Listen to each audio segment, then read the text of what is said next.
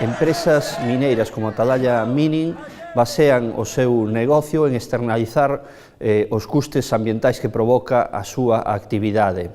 Se non poidesen contaminar impunemente, se non poidesen actuar ao marxe da lei, se non tuvesen axudas e subvencións públicas, a súa actividade non sería negocio.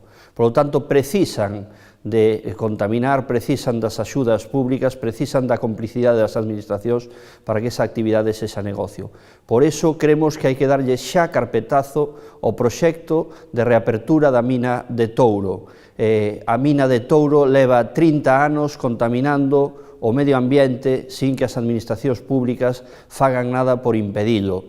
Compre darlle carpetazo á mina de Touro e darlle carpetazo a un modelo do espolio do noso país mediante actividades que xeran pouca riqueza, pouco emprego e, en cambio, deixan pasivos ambientais e danos para moitos anos.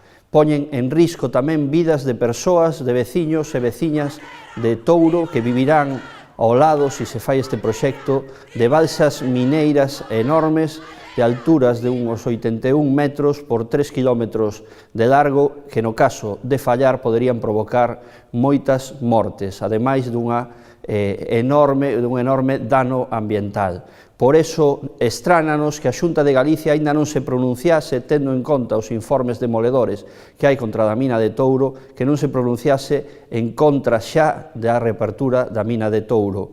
É sorprendente que cos informes das propias Direccións Xerais da Xunta de Galicia no seu poder non teña actuado xa. Creemos que hai, unha vez máis, complicidade con estas empresas e nós demandamos carpetazo a Touro porque tamén é carpetazo a un modelo económico que Galicia non pode tolerar, o modelo do espolio, de pouco emprego, de pouca creación de riqueza e por iso, unha vez máis, apoiamos os movementos sociais que se movilizaron en contra da mina de Touro e en contra deste modelo do espolio.